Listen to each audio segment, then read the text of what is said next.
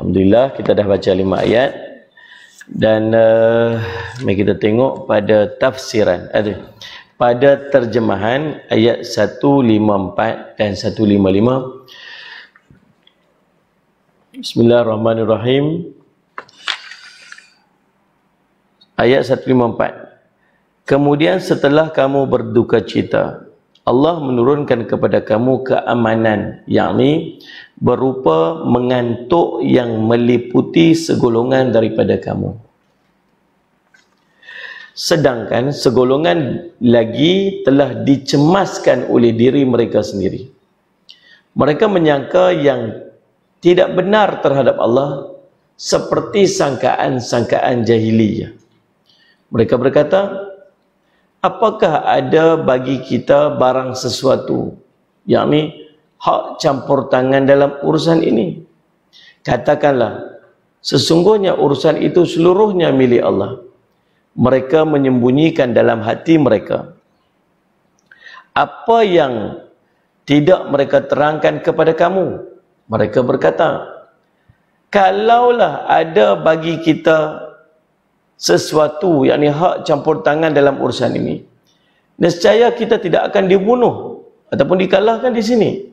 Katakanlah, sekiranya kamu berada di rumahmu pun, niscaya orang-orang yang telah ditakdirkan akan mati terbunuh itu, dia keluar juga ke tempat mereka akan terbunuh. Dan Allah berbuat demikian untuk menguji apa yang ada dalam dadamu dan untuk membersihkan apa yang ada dalam hati kamu. Allah Maha mengetahui isi hati. Ayat 155. Sesungguhnya orang-orang yang berpaling di antaramu pada hari bertemu dua pasukan itu, hanya saja mereka digelincirkan oleh syaitan disebabkan sebahagian kesalahan yang telah mereka perbuat di masa yang lalu. Dan sesungguhnya Allah telah memberi maaf kepada mereka. Sesungguhnya Allah Maha Pengampun lagi Maha Penyantun. Surah Ali Imran surah ketiga ayat 154-155. Tuan-tuan, bila kita baca kisah perang Uhud dan perang-perang dilalui oleh Nabi SAW, kita bayangkan berkeceramuknya suasana. Bukan setakat para sahabat duduk dalam perang tersebut, bahkan para sahabat juga diuji dengan peperangan dalam hati. Dekat luar dah perang ni, dalam hati pun perang lagi ni. Subhanallah. Dan kita tak mampu nak bayangkan, kita ni kira tak ada apa lah. Kita ni kira tak ada apa ni. Kita ni Allah uji sikit-sikit dengan suasana, dengan kehidupan, dengan duduk dalam madrasah, nak berubah jadi baik. Adalah ujian sikit-sikit ni. Tapi para sahabat ni dah lah salli ala Sayyidina Muhammad, perang, tengah duk perang, dalam keadaan tengah duk perang lagi, diuji pula dengan orang munafik dalam tu, diuji pula dengan iman ni. Dia punya saya tak mampu untuk bayang. Tak on. Tuan-tuan Allah salli alaihi wasallam ni, Allah duk cerita ni. Dalam Al-Quran ni, kisah yang berlaku pada para sahabat dalam perang Uhud ni, supaya kita ni boleh ambil pengajaran. Baik. Salli ala Sayyidina Muhammad. Kemarin kita dah bincang dah dua kelompok dalam peperangan tu. Ada dua kelompok dalam kelompok tentera Islam tu sendiri. Daripada nak pergi perang ni, satu kelompok orang Islam, satu kelompok orang kafir. Kelompok orang Islam dipimpin oleh baginda Nabi sallallahu alaihi wasallam. Satu lagi kelompok orang kafir dipimpin oleh Abu Sufyan bin Harb. Daripada dua kelompok ni, kita nak fokus hanya kepada kelompok tentera Islam yang dipimpin oleh Nabi SAW. Dalam kelompok yang dipimpin oleh Nabi SAW, pecah pada dua kelompok lagi. Satu kelompok orang-orang yang beriman pada Allah, satu lagi kelompok orang apa? Munafik. Kelompok orang beriman, dalam keadaan mereka perang tu, Allah masukkan rasa aman dalam hati. Mereka pergi perang, Allah masukkan, injek dalam hati mereka ni rasa aman. Tuan-tuan, perang ni satu ibadat. Perang ni merupakan salah satu daripada perintah Allah. Maka ada pahala, ada ganjaran.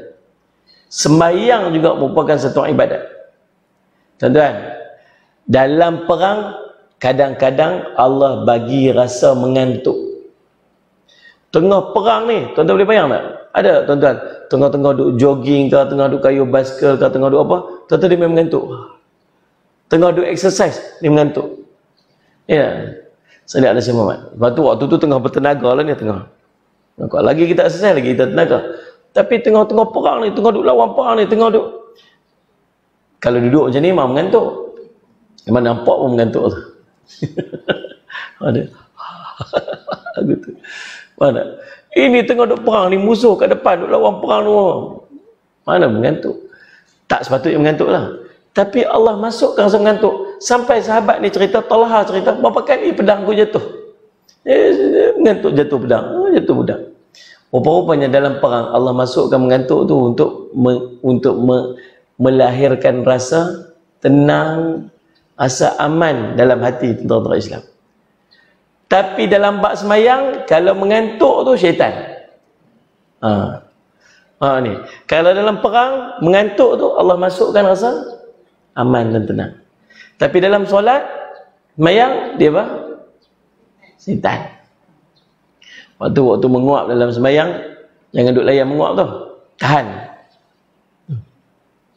Macam tu. Tahan itu. Hidup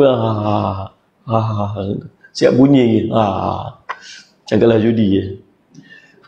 Ni elok sikit adab. Waktu duduk dalam semayang, tahan. Kalau mengantuk, suruh ulama suruh tahan, jangan duk buka mulut. Ni dalam mengantuk tak tutup apa, dalam menguat tak tutup mulut pula. Duduk semayang tengok kat CCTV tu buruk sangat muka. Jadi subhanallah tuan-tuan, saya semat. Tapi dalam semayang, dalam peperangan disebutkan Allahumma salli ala sayyidina Muhammad, Allahumma salli ala sayyidina Muhammad. Mengantuk dalam sembahyang ini, mengantuk dalam sembahyang itu daripada syaitan.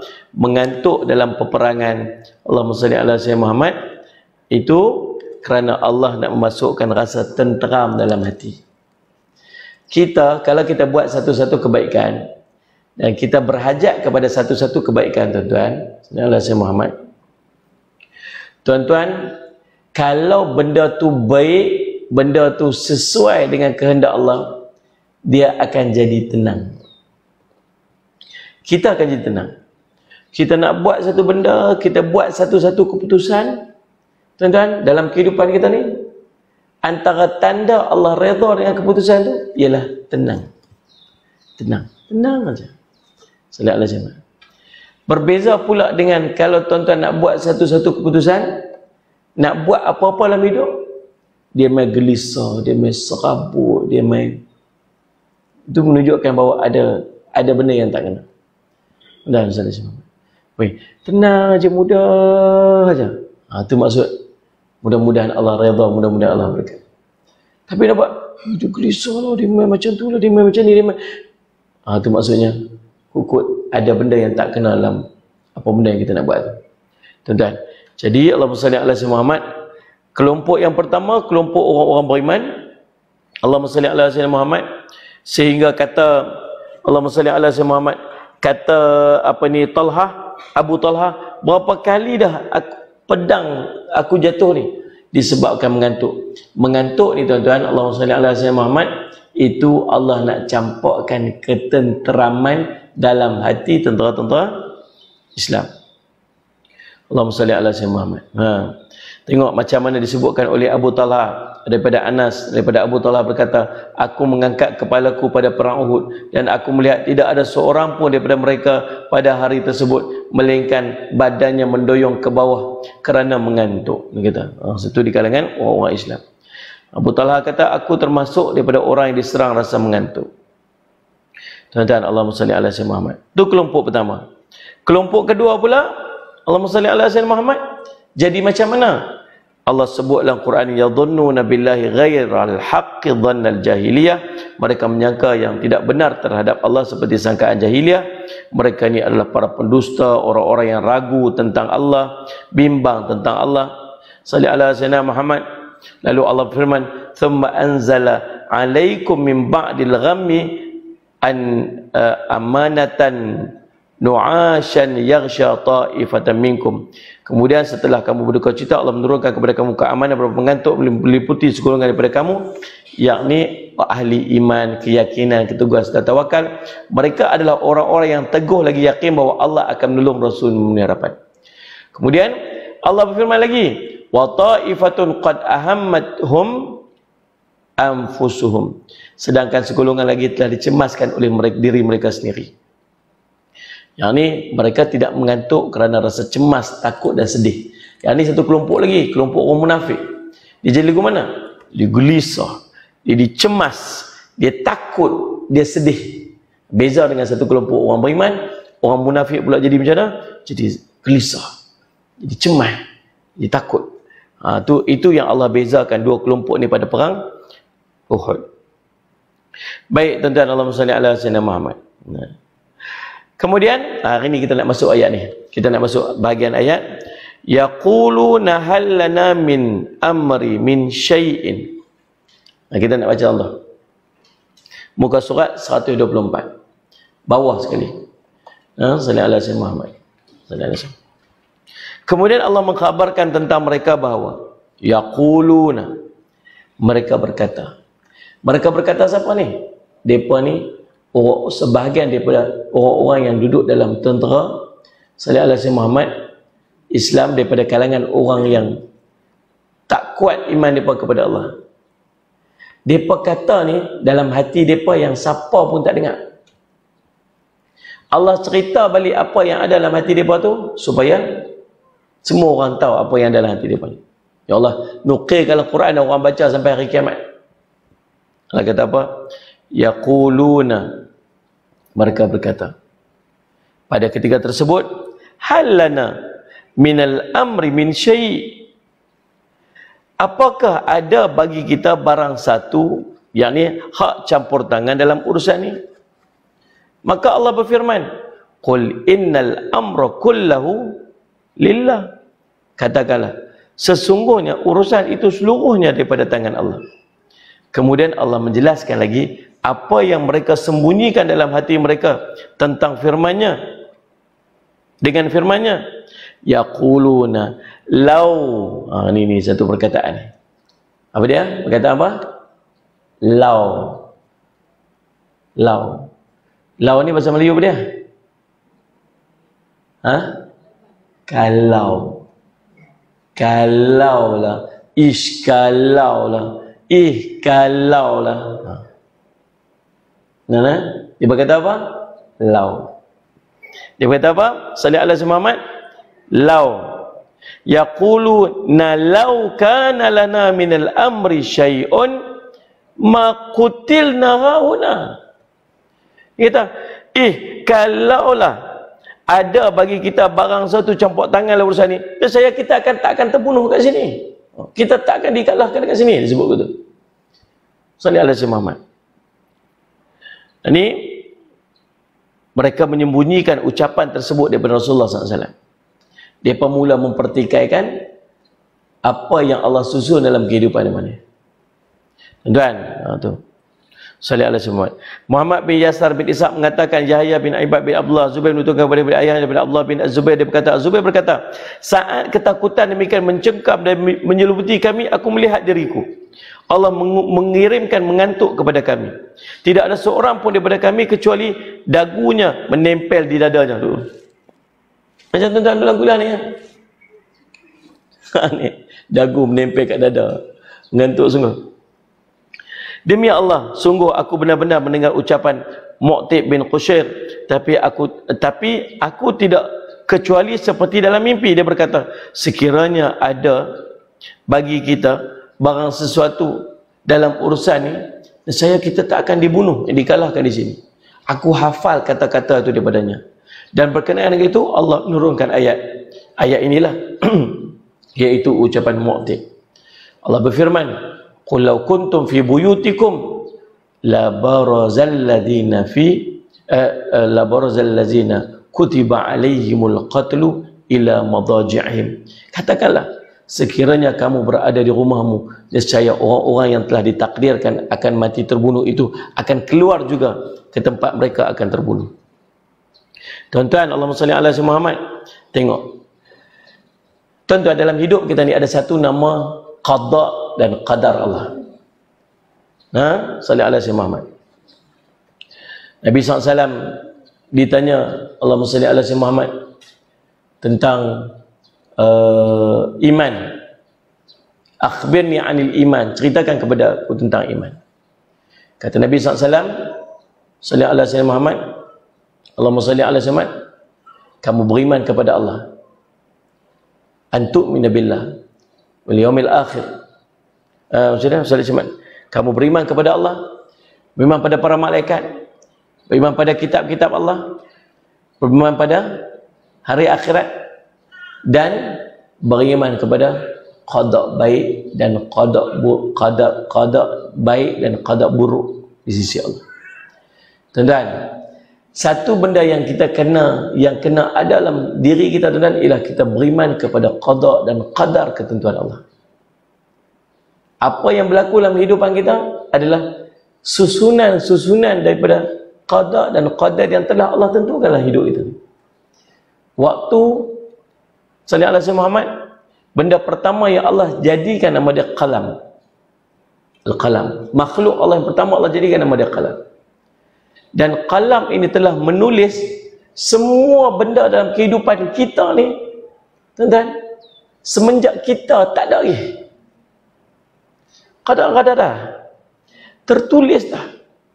Kemudian Allah jadikan kita. Lepas kita dijadikan, tuan-tuan, kita dimasukkan dalam perut mak kita. Roh kita tu ditiupkan dalam janin yang ada dalam perut mak kita waktu usia 4 bulan kandungan. Sallallahu alaihi wasallam Muhammad. Kemudian Allah kata apa? Nabi kata, wa yursalu ilaihil malak, diutuskan kepadanya malaikat. Fayunfukhu fihi ruh, ditiupkan roh padanya. Wa yu'maru bi arba'i kalimat, dituliskan, diperintahkan kepada malaikat itu untuk tulis pada dia 4 kalimat. 4 benda. Rezeki dia waktu hidup dunia. Wa ajalihi, ajal dia. Wa amalihi, amal dia. Wa syaqiyun aw sa'idun, bahagia ke celaka ke dia tulis saja. Malaikat pun tanya dekat Allah satu ayat, nak tulis apa kami tak tahu. Pi naik ke Lauh Mahfuz tu, pi naik ke langit, pi tengok balik apa yang telah tercatat untuk dia ni dan tulis balik kat dia. Dan so maksudnya kita dalam kehidupan ni, kita ni sedang mengikut track. Dia punya apa? Track landasan yang Allah dah susun lah dia. Tuan-tuan, jadi sebab tu, tuan-tuan, apa yang terjadi dalam kehidupan kita ni, tuan-tuan, dan ingat, itulah yang terbaik di sisi Allah untuk kita. Apa yang jadi ni, itu yang terbaik. Kadang-kadang nak kena belajar satu benda nama redha. Dan Nabi sangat melarang menggunakan perkataan kalau. Guna perkataan kalau ni seolah dia macam tak redha dengan apa yang Allah telah tentukan dia. Dia buat, dia pergi, tiba-tiba berlaku satu benda kat dia. Tu dia kata apa? Kalaulah tak buat. Kalaulah tak lagu ni. Kalaulah aku tak buat keputusan ni. Kalaulah aku tak pilih yang ni. Dan apa Nabi SAW sebut? Allahumma salli ala sayyidina Muhammad. Nabi SAW sebut dengan maksud dia, janganlah kamu menyebutkan kalau.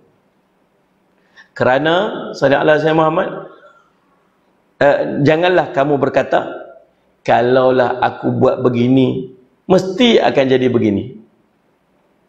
Kalau aku buat begini, mesti akan jadi gini. Kalau aku tak buat lagu ni, takkan jadi ikut lagu ni. Gitu. Ada pernah sebut tak gitu? Ada benda-benda buat? Kalaulah tak pi, kalaulah tak buat, kalaulah tak kena, kalaulah, kalau. Pernah tak kata gitu?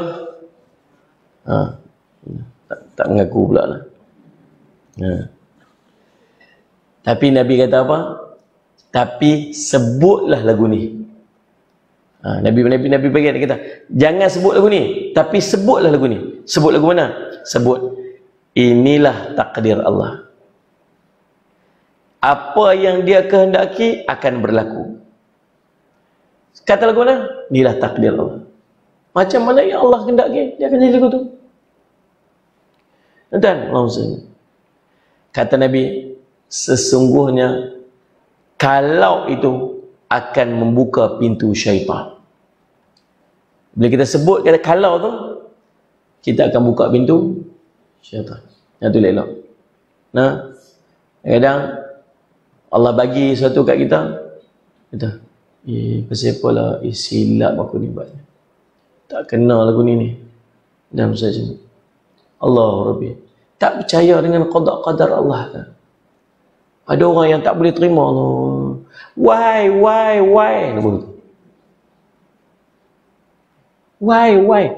apa? Pasal apa? Allah dah susun macam tu. Allah dah tentu. Kalau kita ni tuan-tuan, salih ala sayyidina Muhammad, belajar redha. Redha ni hati tenang. Redha ni tenang. Begitu. Dalam satu riwayat, siapa yang tak redha dengan ketentuan Allah, Allah kata dalam satu kursi, siapa yang tak redha dengan ketentuanku, pi duduk dunia lain, pi cari dunia lain. Lepas tu pi cari Tuhan lain. Nak cari Tuhan mana? Cari mana? Allah. Nak cari dunia mana? Nah. Dah. Jadi jangan. Nabi kata apa? Jangan sebut kalau. Kalau aku buat begini, mesti jadi lagu ni. Tapi katakanlah, ini takdir Allah. Nah, apa yang Allah kehendaki pasti berlaku. Ingat Nabi kata, kalau itu membuka, sesungguhnya kalau itu akan membuka pintu syaitan. Pasal apa Nabi ulama sebut? Pasal apa buka kata kalau tu boleh buka pintu syaitan? Yang pertama, dengan perkataan kalau tu, kalau aja. Tahu dia jadi guna? Dia akan membuka pintu kesedihan. Betul tak? Dia ni. Kalau lah tapi. Kalau lah ya Allah. Kalau lah tak buat. Kalau lah tak. Rasa sedih. Kadang benda jadi, saya selalu kata. Benda dah jadi. Bagaimana? Benda dah jadi. Betul? Kalau salah, istighfar. Tu Ustaz kata kalau. Atau yang sebut kalau. Seandainya, sopa. Kita buat salah, minta ampun pada Allah. Dan jangan buat lagi. Kalau kita buat benda tu, dia kesilapan, silap. Tak patut buat tu. Takdir. Buat guna. Nyesai, taubat, betulkan kesilapan. Orang mukmin dia tak akan jatuh lubang 2 kali, kata Nabi SAW. Dia tak akan jatuh lubang yang sama 2 kali. Dan jangan salah guna pula perkataan kesilapan tu. Dah takdir Allah macam tu, buat macam mana? Dia pergi buat tu. Kemudian dia kata apa? Oh, kalau dia tak buat. Nabi kita jangan sebut kalau. Tak apa, boleh buat lagi sekali. Bukan maksudnya macam tu. Faham tak? Betulkan, correct balik kesilapan yang kita buat. Benda yang telah jadi tu. Kadang-kadang benda yang jadi kat tempat tuan-tuan, Allah nak tegur kita. Allah nak nasihat kita. Allah nak perbetulkan kita. Yang hidup kita jadi ni. Redha nak buat macam mana? Lepas tu, betulkan balik kesilapan. Betulkan balik kesilapan. Faham tak? Jadi tuan-tuan, yang pertama, dia akan buka pintu kesedihan. Lagi, dia akan buka pintu penyesalan. Menyesal. Dan mungkin, dia akan buka pintu kebencian yang tak boleh nak tutup lah. Duduk, dia panggil apa? Sampai depress.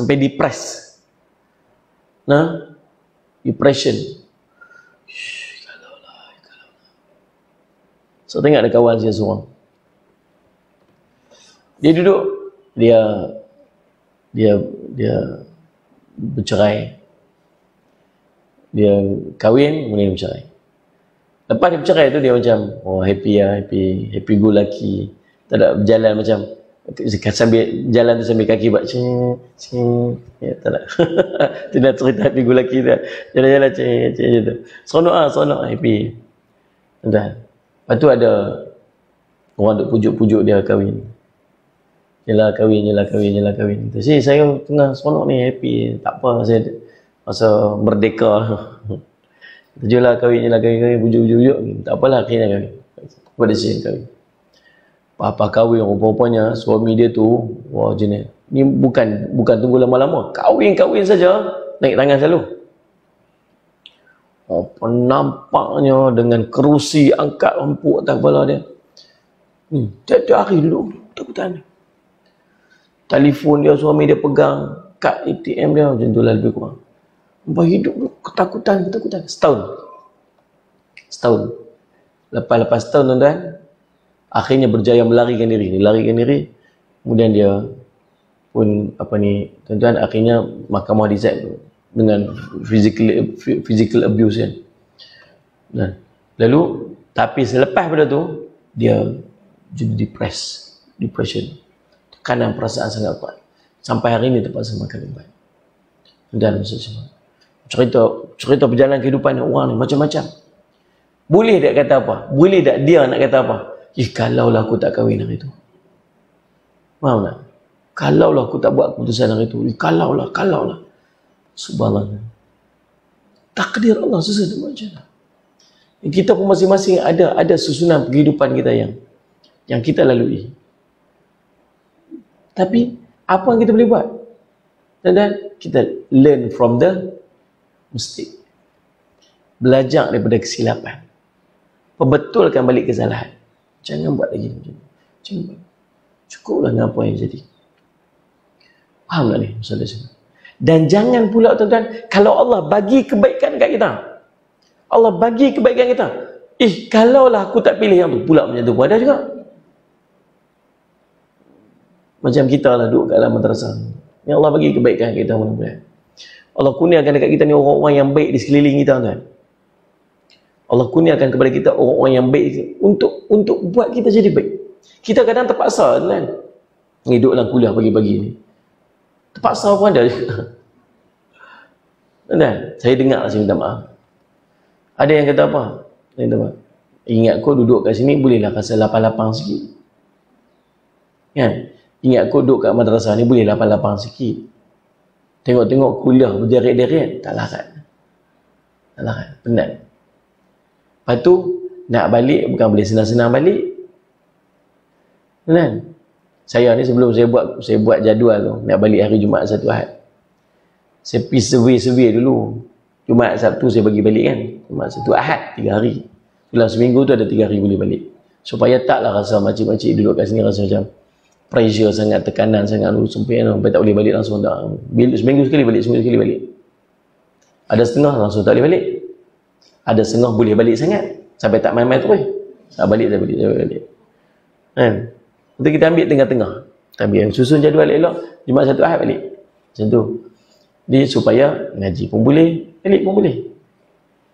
Rupanya dalam macam tu pun ada yang tak puas hati. Main-main duduk sini, rupanya lagu ni tak mau.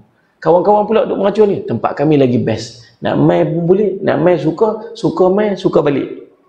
Main ikut suka je, ikut suka. Nak main, nak balik, nak main, nak balik. Oh, pakai isi borang. Isi borang. Dan saya pun tanya, best ke tempat sana tu? Best tak sini? Pasal apa? Ikut suka kami nak balik, kami main, kami nak main, kami nak balik. Tuan-tuan rasa yang mana banyak? Nak main kan nak balik? Balik itu apa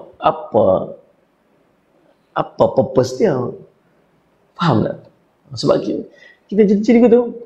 Lepas tu salih alaihi wasallam, sekolah kat sini berapa kali? Dalam seminggu berapa kali? Sekali je Ustaz. Seminggu sekali aku kuliah.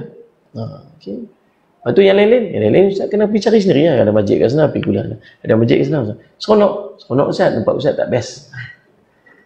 Ya okey. Kadang-kadang tuan-tuan, Allah bagi dekat kita Allah bagi kat kita satu duduk tu elok dah. Allah bagi dekat kita orang-orang di kiri kanan kita, orang-orang yang baik-baik. Dan dengan Allah bagi orang baik-baik ni, tuan-tuan, suasana yang baik ni, dia memaksa kita untuk jadi baik. Memaksa kita jadi baik. Tapi kita pilih apa? Kita pilih, tak maulah yang ni, pasal aku ni tak baik. Kena faham tak? Nak duduk di luar lah, pasal apa? Tak maulah duduk dengan dekat ni, pasal kalau aku duduk dengan dia, aku jadi baik. Aku ni tak baik tu yang aku nak pergi duduk jauh-jauh tu. Tuan-tuan faham tak ni? Semalam saya dengar perkataan ni. Baru semalam saya dengar perkataan ni. Pasal apa tak buat aku tu? Pasal saya ni tak baik tu yang saya tak buat aku tu. Dia pasal nak kena duduk dalam tu, pasal kita tak baik lah kita kena duduk dalam tu. Tu baru betul. Allah dah susun kita duduk dengan orang baik lah. Bukan kita nak kena tinggal orang baik tu sebab kita nak kekalkan tak baik kita tu. Faham tak tu? Dia menyesal pula. Tu Allah bagi kebaikan kat dia. Menyesal, salah aku buat urusan ni. Salah aku buat urusan ni. Sebab aku ni tak baik sangat. Tak patut aku duduk kat situ. Lah, subhanallah. Allah nak bagi kebaikan dekat dia. Dia pula menyesal dengan takdir kebaikan yang Allah nak bagi kat dia. Tu pelik tu yang tak faham lah. Itu antara Allahumma salli ala sayyidina Muhammad. Jadi, tu faham. Jadi, dia ni kata apa? Dia berkatalah hati dia apa? Dia berkata, kalaulah aku tak pi ni, kalaulah aku tak buat, kalaulah tak ada campur tangan ni, kita tak jadi lagu ni kalau ni tak ada, kita tak terbunuh, kita tak akan kalau sebut begitu. Allah kata apa? Allah kata, qul law kuntum fi buyutikum la barazal ladina kutiba alaihimul qatlu ila madaji'ihim. Dia kata, kalau kamu duduk dalam rumah kamu pun, nescaya orang-orang yang telah ditakdirkan akan mati dibunuh tu, dia akan keluar juga ke tempat dia akan dibunuh. Kan cerita macam Nabi Sulaiman dengan seorang tu, dia kata, malaikat maut kata, Nabi Sulaiman dia ni akan mati. Ini akan mati. Lepas tu Nabi Sulaiman macam nak beritahu kat dia macam mana nak buat, kesian kat dia lagi dia sebagainya. Kemudian tuan-tuan, Allahumma salli ala sayyidina Muhammad. Kemudian dia pun minta. Lepas tu Nabi Sulaiman kata kat dia, ni kamu ni nak takdir, kamu ni nak mati hari ni. Dia kata, nak mati hari ni. Nabi Sulaiman, hantar saya pergi India saatlah ni juga. Gunakan angin ni, guna kuasa angin ni. Kan, guna kuasa angin ni. Hantar pergi India. Dia pun, Nabi Sulaiman pun kesian kat dia. Tak apa, hantar pergi India. Hantar pergi India terus. Lepas tu malaikat maut tu duduk tengok je daripada jauh. Maka maut katakan Nabi Sulaiman, dia tu pergi mana? Dia kata, dia tu pergi mana? Dia pergi India. Hantar pergi India? Hantar pergi India. Itulah saya duduk heran, kata malaikat maut. Tu saya duduk heran. Pasal memang dia ni takdirnya mati di India. Tu saya duduk heran pasal apa dia duduk tahu ni. Rupanya betul dia pergi sana. Rupanya susunan macam tu, tuan-tuan. Tentu tak salah lari mana? Dengan takdir kita ni, tapi nak lari mana? Cuma apa kita boleh buat? Kita boleh berdoa supaya Allah kurniakan kepada kita takdir yang baik. Apa benda yang boleh mengubah takdir? Dia ada dua jenis takdir. Satu takdir yang boleh berubah, satu takdir yang tak boleh berubah. Sallallahu alaihi wasallam. Takdir yang tak boleh berubah macam kematian, takdir yang tak boleh berubah macam umur, macam tua, macam takdir yang tak boleh berubah. Ada takdir yang boleh berubah macam musibah, macam penyakit, macam faham tak? Dia akan kena lebih ringan, berat, qadar.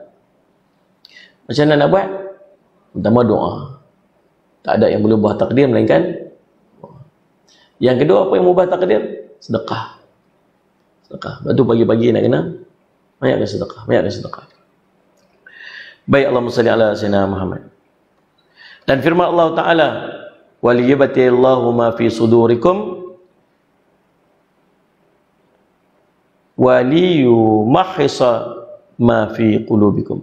Dan Allah berbuat demikian untuk menguji apa yang ada dalam dadamu dan untuk membersihkan apa yang ada dalam hati kamu. Yang ni Allah menguji kamu dengan apa yang terjadi pada kamu untuk memisahkan orang yang buruk daripada orang yang baik. Memperlihatkan orang mukmin dan munafik kepada manusia dalam hal dan perkataan dan perbuatan. Wallahu alimun bidzatis sudur. Allah Maha mengetahui isi hati, yakni segala rahsia dan apa yang tersimpan dalam dada-dada kamu. Kemudian Allah berfirman, innal ladzina tawallaw minkum yawmal taqal jam'ani innamastazallahumush syaitanu bi ba'di ma kasabu. Sesungguhnya orang-orang yang berpaling di antaramu pada hari bertemu dua pasukan itu hanya saja mereka digelincirkan oleh syaitan disebabkan sebagian kesalahan yang telah mereka lakukan di masa yang lalu.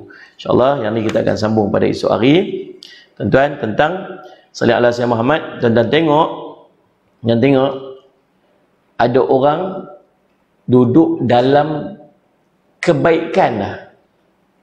Mereka ni, tentera-tentera ni duduk dalam peperangan bersama dengan Nabi SAW. Tapi mereka digelincirkan oleh syaitan. Tahu pasal apa? Tahu pasal apa? Pasal sebahagian dosa yang telah mereka lakukan di masa yang lalu. Maksudnya tuan-tuan, dalam perjalanan kehidupan kita nak berubah jadi baik, nak melakukan amal ibadat, tuan-tuan, kita dipengaruhi dengan dosa-dosa kita ataupun kesilapan-kesilapan kita yang lampau. Salah kita ni ada impact. Salah kita tu ada kesan. Tuan-tuan, kita ni besar-besar, bukan besar, tua-tua ni, tua-tua baru nak jadi baik. Dulu kita banyak buat salah. Orang yang sejak kecil dia tak buat salah, mudah dia nak buat ibadat berbanding dengan kita yang dulu banyak buat salah. Faham tak? Mujahadah kita berbeza. Kita lebih bermujahadah, kena lebih mujahadah. Sebab apa? Sebab ada satu benda yang dia ada kesannya, nama dia dosa.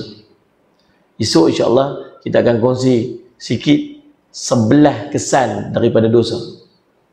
Ulama sebut, ulama susun ada 11 kesan daripada dosa yang berlaku dalam kehidupan kita sallallahu alaihi wasallam, dan yang kita buat kemudian kita nak berubah, kita nak jadi baik, kita nak buat ibadat, ada kesan-kesannya daripada kesalahan yang kita buat.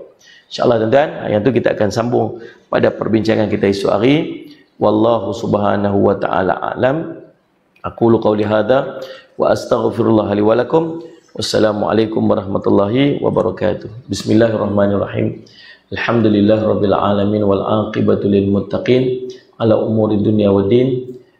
Alhamdulillah, Allahumma ighfir lana dzunubana wa liwalidina warhamhuma kama rabbawna shighara wa li jami'il muslimina wal muslimat wal mu'minina wal mu'minat al ahya'i minhum wal amwat bi rahmatika ya arhamar rahimin. Rabbana 'alaika tawakkalna wa ilaika anabna wa ilaikal masir.